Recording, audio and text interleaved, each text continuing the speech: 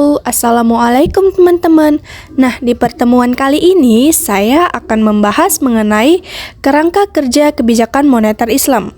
Nah, sebelumnya perkenalkan dulu nih, saya Anggi Medistra Sukma dengan NIM 0503232167 dari kelas Perbankan Syariah 4A.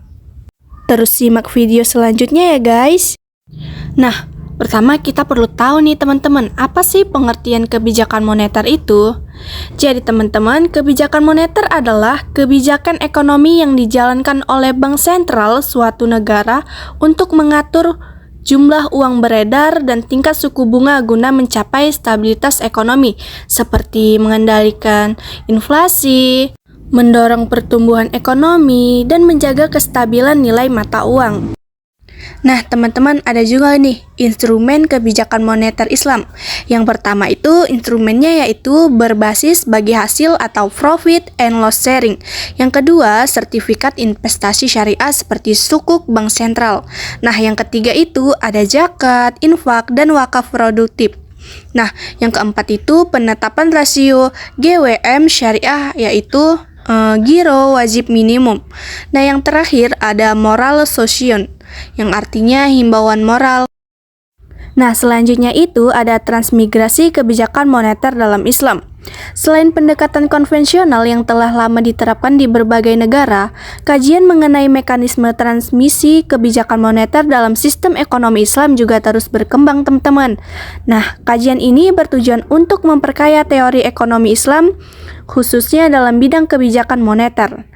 Nah, dalam memahami kebijakan moneter Islam ini, penting untuk memastikan bahwa seluruh aktivitas ekonomi sejalan dengan prinsip moral dan hukum syariah.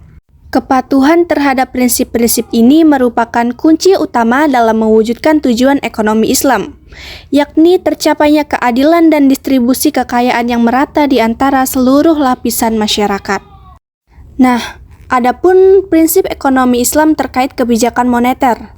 Yang pertama itu ada larangan riba, yang kedua itu adanya keadilan dan keseimbangan. Nah, yang ketiga itu larangan goror dan maisir. Yang keempat, dorongan terhadap kegiatan real dan produktif. Yang kelima itu ada konsep kepemilikan dan amanah. Dan yang terakhir itu tujuan akhirnya adalah falah, yaitu kesejahteraan dunia dan akhirat. Nah, adapun perbedaan kebijakan moneter dalam ekonomi konvensional dan syariah. Nah, dalam sistem konvensional, kebijakan moneter umumnya dilakukan oleh bank sentral dengan mengandalkan instrumen suku bunga sebagai alat utama untuk mengontrol jumlah uang beredar, mempengaruhi inflasi, serta menstimulasi atau menahan pertumbuhan ekonomi.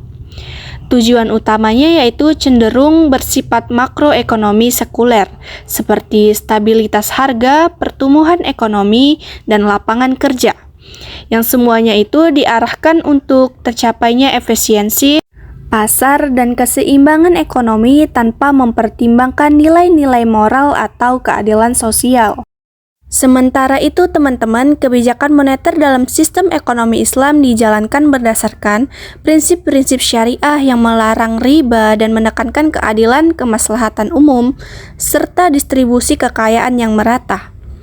Alih-alih menggunakan instrumen suku bunga, kebijakan moneter Islam menggunakan instrumen yang sesuai syariah seperti bagi hasil yaitu mudharabah dan musyarakah, zakat, pajak progresif yang adil, serta kebijakan pengendalian likuiditas melalui instrumen sukuk dan qard hasan. Nah, teman-teman, perlu kita ketahui nih, tujuan kebijakan moneter syariah bukan sekedar stabilitas harga atau pertumbuhan ekonomi, melainkan juga menjaga keseimbangan sosial, menciptakan keadilan ekonomi, dan memastikan akses sumber daya ekonomi secara adil bagi seluruh lapisan masyarakat. Dalam praktiknya, sistem moneter Islam ini juga menolak spekulasi berlebihan serta aktivitas ekonomi yang tidak memiliki dasar pada sektor real, karena dinilai merusak kestabilan dan etika dalam ekonomi. Nah, itu saja materi yang saya dapat paparkan mengenai kerangka kerja kebijakan moneter Islam. Sampai jumpa di video pembelajaran selanjutnya teman-teman. Bye-bye.